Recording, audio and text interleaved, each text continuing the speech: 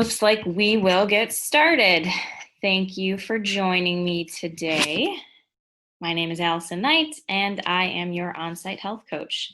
Today, we are going to talk about healthy snacking and lunches. Some of you probably already do this. Some of you have at least contemplated doing this. And when we talk about healthy snacks and lunches and meal prepping them, it doesn't necessarily have to be an all or nothing mentality. Even prepping one meal a day or a couple meals, dinners a week can make all the difference. So let's go ahead and get started. All right, so healthy snacks and lunches. Pairing the right foods together for your snacks and meal helps you feel satiated or give you that fullness feeling. It helps boost your energy, and it helps boost your energy because when we eat, our blood sugar is being controlled. It helps sharpen our mind, helps us pay attention better, and it helps regulate our metabolism as well as boost that metabolism. So planning our snacks and our meals can actually benefit our waistline and our wallet. It can be more budget friendly if we take the time to plan a few meals or snacks each week. Snacking isn't bad. Sometimes there's a misconception that snacking isn't good. People will come visit me and say, well, I snack a lot, so I know that's not good and that's something I need to work on. But snacking actually is good for you. Healthy snacks can help you fight off that hunger between meals. It can make you more mindful once you actually get to the meal, so you aren't just shoving food into your mouth because you're so hungry and ravenous. It helps regulate your blood sugar, so we're not dipping too low or getting too high, and there's more steady wave of your blood sugar. And then it helps with your weight management because you're more mindful when you eat, you're consistently eating instead of binge eating, and when you eat, you're thinking about what you're truly eating and paying attention. The key to good snacking in really any meal is that you want to pair two macronutrients together. So the three macronutrients are fat, carbohydrates, and protein. So you either want to pair a fat and a carbohydrate, a protein and a carb, or a protein and a fat together. By doing so, you're creating this proper combination that's going to give you the nutrients you need. It's going to help starve off hunger, and then it's giving you that proper combination. Choosing foods that fill you up and that are nutrient dense are going to be your best option. And we talk about nutrient dense foods. These are foods that are low in calories, but they're high in nutrients. So these tend to be whole foods. These are fruits and vegetables, whole grains, nuts, seeds, low fat dairy products, as opposed to calorie dense foods, which are foods that are high in calories and contain very little nutrition. And so these would be refined grains, cereals, granola bars, glorified granola bar candy bars, and a lot of baked goods and snacking foods where they're higher in calories, or even if they're lower in calories, they tend to not have a lot of nutrition. They're not going to fill you up or benefit you in the long run. So snacking smart, what can you do to ensure that, okay, I'm snacking, what am I doing to make sure it's benefiting me? So instead of eating 3 meals a day, they actually suggest that we eat 6 smaller meals a day, or snacking in between meals, larger meals, every 3 to 4 hours. Now, the thing with snacks are, if we're just looking at snacks instead of dividing it into smaller meals a day, is to stick to 100 to 200 calorie level snacks, depending on what your activity level is. It could be a little bit higher if you're more active, and men tend to need a little bit more calories as well. But this is kind of where you want to stick to make sure you're getting that boost of energy, but we're not overdoing it. We're not going excess in calories. The first thing you want to do if you have a food or an ingredient that has a food label is to check the ingredients list. We went in depth on how to read a food label last month, but the first thing you want to do, look at that ingredients list. Is it short? Do you know what's on the list? Can you pronounce them? Do you understand them? Look at, are there a lot of sugars listed? Remember that there's about 52 different ways that you can say sugar. So anything that's syrup, anything that's a fruit concentrate, anything that ends in ose are all types of sugar. You also want to look at, is it a whole grain? The first ingredient listed should be some type of whole grain, whether that's wheat or oats or rye or barley. If it's not the first thing listed, then it's probably not a whole grain. And the ingredients list that we looked at last month's Lunch and Learn had enriched flour listed first. And enriched flour is refined flour, so everything, all of the nutrition has been removed, and then they bring back some of the nutrition, but it isn't necessarily the same ratio or the same nutrients that were initially found in that food. So going with the whole grain is the best option. Enriched is kind of in between. And then you want to fill up on fiber. We know that fiber helps satiate us. It helps fills our stomach. It typically takes longer to digest, so our stomach empties slower. But we also want to watch the carbs and the simple carbs and the sugars. Generally speaking, women need about 25 grams of fiber, whereas men need about 38 grams of fiber in a day. And then on the flip side, as far as sugars go, we want to limit our sugars to less than 25 grams of added sugars for women and less than 37.5 grams of added sugar for men in a day.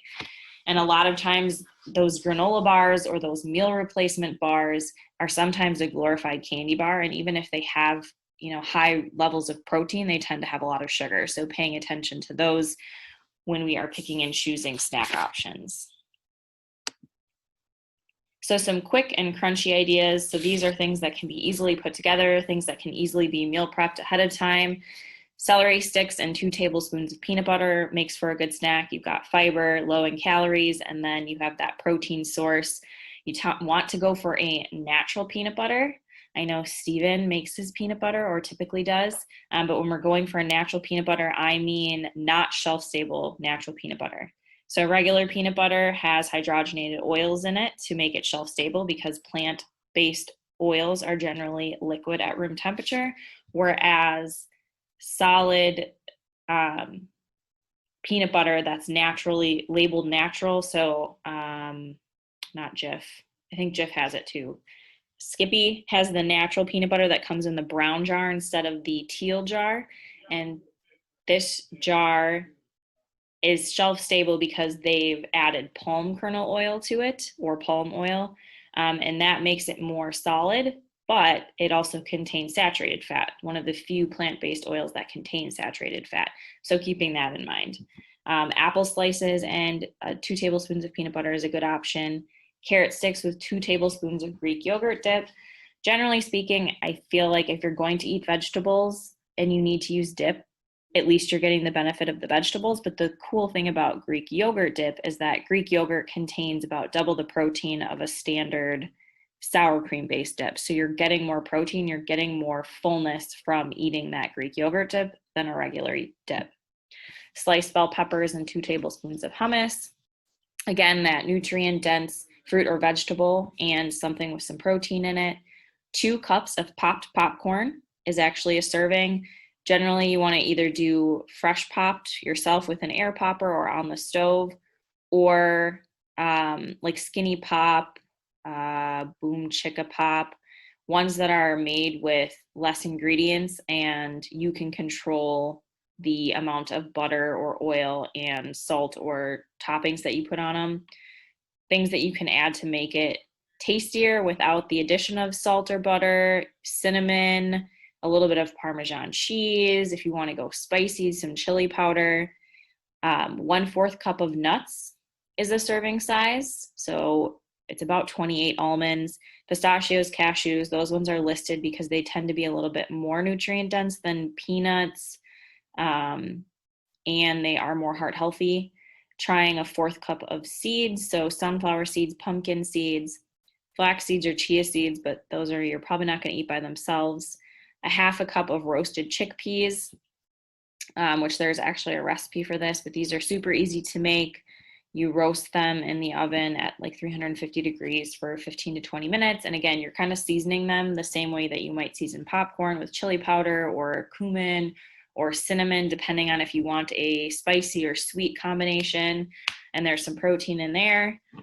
5 whole grain crackers and 1/2 ounce of cheese is a good snack. Remembering that when we're looking at crackers, we need to focus on the serving size, which is generally about 5 crackers. And we're also looking for crackers that have the whole grain listed first, meaning that they are whole grain. And then lastly, I have 2 rice cakes on there and 2 tablespoons of peanut butter because, again, rice cakes alone are pretty refined, don't contain a lot of nutrients. So yes, they are low in calories, but they are not going to fill you up. And that's where that peanut butter comes into play. So some fresh and satisfying. So these are some a little bit more like small meal takes on things. So trying to make your own little veggie pizza using a whole wheat English muffin, 2 tablespoons of tomato sauce, homemade or canned, 1 ounce of low-fat cheese and your choice of veggies. Load that up with whatever you want. You could add some meat if you want to. Building your own yogurt parfait. So taking a 6-ounce container of plain yogurt, even better if you do Greek yogurt because, again, double the protein. Half a cup of your fruit of choice, fresh, canned, frozen, and then a 1/4 cup of low-fat granola or low sugar added granola. So again, paying attention to those nutrition labels. You can make your own. Kind granola tends to be lower in sugar. Bare or bare naked yogurt or granola tends to be on the lower side as well, but paying attention to that sugar content because, again, sometimes granola is just glorified candy bar. Spread 2 slices of low sodium turkey lunch meat with 1 teaspoon of low fat cream cheese. Add some veggies in it and roll it up so you have a carb-free little turkey roll up. Blending 1 cup of low fat milk or your milk alternative. So soy milk, cashew milk, oat milk, hemp milk, almond milk. There's so many different types of milk with 1 cup of frozen fruit to make a snack size smoothie. And if you're really wanting to add in some veggies, especially if you don't like vegetables, throwing some greens into that, which can be masked by the berries. And lastly, mashing up an avocado, mixing in 2 tablespoons of salsa or chopping up fresh tomatoes if you have the time, and eating with some whole grain tortilla chips. And pay attention to, again, the nutrition label, make sure it's whole grain, and the serving size. 10 to 12 chips is generally a serving size. Rethinking your drink. So a lot of times we get our calories from liquid sources, and the body doesn't register calories that come from liquid sources the same way. It doesn't fill our stomach up the same way. So even if we ingest, 450 calories from a latte, it's not going to fill us up the same way 450 calories do from a sandwich. The best thing to do is to drink as much water as you can because it's calorie free, but try using fresh fruit and herbs to infuse your water to add more flavor if you don't like the flavor of water or you're just looking for a boost. I do have a link here for some ideas on what to do. Here's an example of strawberries, and I actually don't know what that herb is, but I've done it with strawberries and lemon before. I've done it with basil and strawberries. You can do mint and lemon, mint and cucumber, ton of different combinations. It usually lasts for about 3 to 4 days before everything gets kind of gross, but the longer you infuse it, the better it tastes. If you're looking for something a little bubbly or carbonated, try going with a plain or naturally flavored sparkling water. This you want to be careful with because there are some options out there that do contain artificial sweeteners, so looking out for sucralose in particular. Most things don't have aspartame in them, but they still might. But paying attention to what's all in it. Is it just naturally flavored and there's no added sugar or artificial sweetener? So LaCroix is a good option. Kroger has their off-brand that's way cheaper and doesn't have any natural sweeteners in it, but then they do have a brand, I think it's called something Spindrift, that I was interested in trying, and I looked at the label and it had sucralose in it, so I decided not to take that. If you need some caffeine, choosing an unsweetened tea or coffee. And then if you do need some sweetener, adding it yourself. This way you can control how much sugar you're adding to it or how much sweetener you're adding to it. I also personally like to get iced coffee during the summer, and then I will get it unsweetened and add a splash of coconut milk to it. The coconut milk gives it kind of that rich, creamy flavor with a little bit of sweetness without adding a ton of additional sugar. Going for an 8-ounce glass of low-fat milk or unsweetened coconut or almond milk. And then choosing a small glass of 100% fruit juice. And by this, we need more like 4 ounces. So a low ball glass, 100% juice. The thing you have to remember is when we juice fruits and vegetables, we remove the skins and the membranes, which are the parts that contain the fiber. So you have removed some of their nutrition. Or choosing a glass of vegetable juice would be an even better option, because even though, again, 100% fruit juice is healthy and it contains nutrition, generally you have to use how many oranges to get that 4-ounce glass of orange juice. So you're getting a lot more sugar packed into that glass of orange juice than you would out of 1 orange. And even though it's still naturally occurring, it's going to spike your blood sugar. So keeping that in mind as well. If you're looking for a sweet treat, whether that's a snack or dessert, try chia pudding. Generally, this is about a 1-to-4 ratio of chia seeds to your milk of choice. Again, you can use almond milk, soy milk, coconut milk, oat milk, hemp milk. I generally like to do half almond, half coconut. Coconut milk tends to be higher in saturated fat, but again, it has a little bit more creamy, rich texture to it. And I'll cut that with almond milk for the calories. You can add in fruit, you can add in coconut, shredded coconut, you can add in cinnamon, you can add in chocolate. So you can make a ton of different flavors. You generally let it sit for at least 6 hours, but overnight is even better. And then you have breakfast or a snack to grab for the next day. Going for a thin slice of angel food cake topped with fresh strawberries, a 6-ounce container of plain yogurt with berries and cinnamon. Cinnamon is a great way to add sweetness without that additional sugar or calories. A thin slice of banana nut bread or some other type of homemade fruit and veggie bread. I make zucchini carrot bread. You can make sweet potato bread, pumpkin bread, lots of different options. 1/4 cup of trail mix with dark chocolate chips. This is a great thing that you can make by yourself. We've done this a couple times for past lunch and learns in person. Your choice of nuts, add a little bit of chocolate in there, add some dried fruit, banana chips, craisins, raisins. The key for that though is when you get dried fruit, again, paying attention to the label and looking for the sugar content, because a lot of times they do add more sugar. So paying attention to that, and trying some type of sliced fruit, bananas, strawberries, blueberries with a drizzle of dark chocolate to get that little bit of your sweet fix. So packing lunches. It's helpful to plan out what you're going to eat for the week or even just the night before, so you're not scrambling around in the morning and just grabbing random things or run out of time in the morning and have to go out to eat. Try making double batches of dinner to use either for that week for lunch, or you make a double batch and you freeze right away to use for another time to pull out for either dinner or lunch. Stock up on canned beans, sliced nuts, olives, etc. as salad toppings. This is a great thing to do because then you can have a variety of salad toppings and you're not going to get bored. And to further that, you cut up your lettuce ahead of time and you're going to store it in a bag with paper towel. The paper towel helps pick up the moisture so your lettuce doesn't all get soggy. And it's actually best to micro perforate the bag. So put a couple little holes in it to help it breathe. It'll last longer that way. Cutting up your fruits and vegetables and portioning them out as soon as you get home. If it's cut up, you're more likely to eat it because it's convenient, just like it's convenient to grab something out of the pantry, some crunchy snack out of the pantry because it's already there and ready. So do that with your fruits and vegetables to make it easy. And then also stock up on easily grabbable things such as string cheese, fruit like clementines or small apples, things that are easy to grab. I like mini baby bell peppers, or little things of yogurt. Again, easy to grab. So you do have options for last minute if you haven't had time to pack something.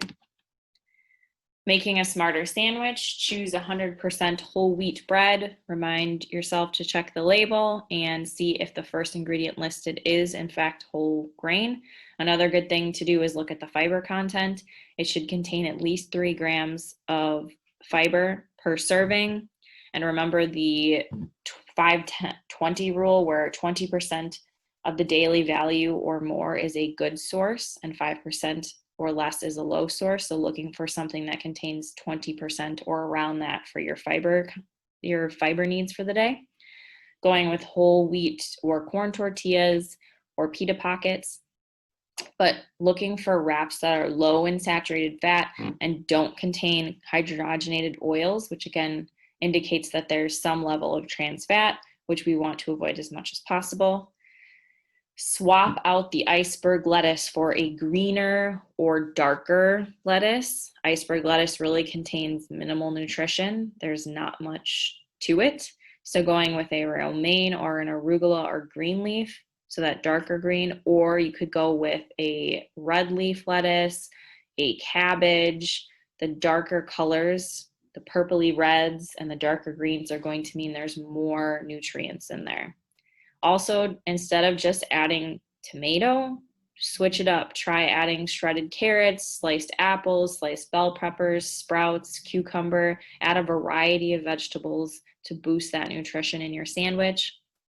And instead of mayonnaise, which tends to be higher in saturated fat, try mashed avocado or guacamole or hummus to get that creaminess and to add flavor without adding all those extra calories and fats.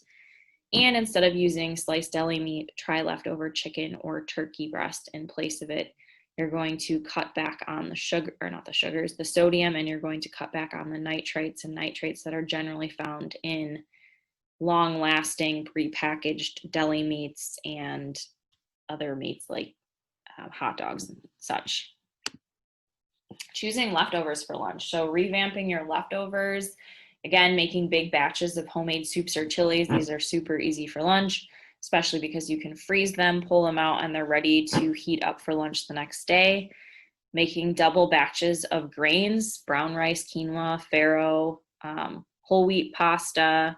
You can add different types of protein and vegetables, sauces to these, and then switch these up throughout the week so you don't get bored. Generally speaking, whole grains are going to last about 5 days in the fridge before you want to toss them.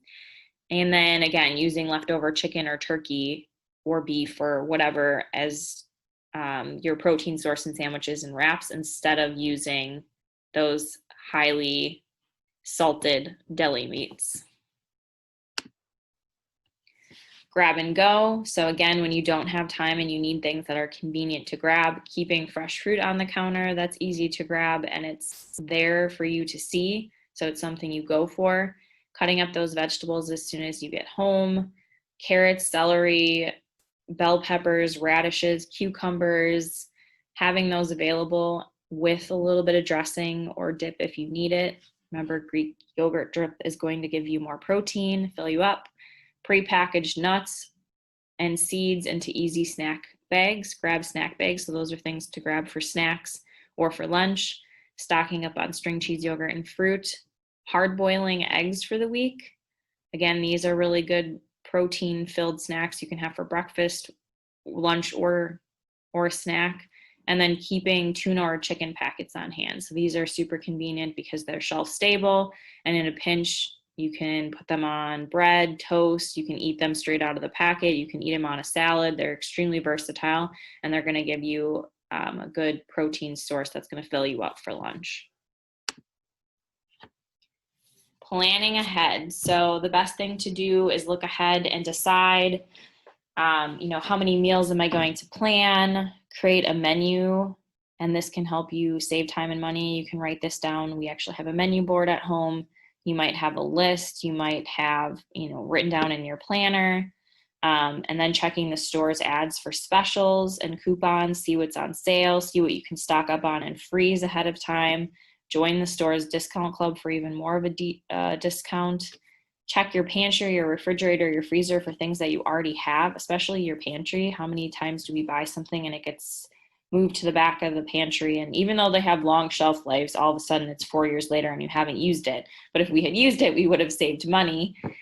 Decide how many meals you want to plan, including snacks, and remembering it's not all or nothing. So maybe you want to start with breakfast is really hard for you. Maybe that's the meal you want to start with, and your goal is, okay, during the weekend you do well because you don't have to eat until later, but you want to start with 3 breakfasts a week. So starting there, and maybe you also want to make sure that you're getting in a mid-afternoon snack so that when you get home, you're not starving and eating and scourging food before you eat dinner, and then you're full for dinner.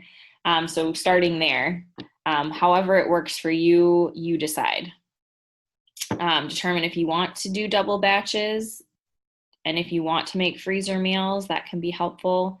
And then pack your snacks and your lunch the night before. If you're anything like me, I am not a morning person, still not a morning person, don't know if I'll ever be a morning person. So having all of my things prepackaged and set up or already in my lunchbox really helps me make sure that I am prepared for the next day to eat healthy and be budget conscious, so I'm not running out to grab something from Quick Trip or Panera for lunch the next day. And I think that is probably the best planning ahead meal prep tip I can give.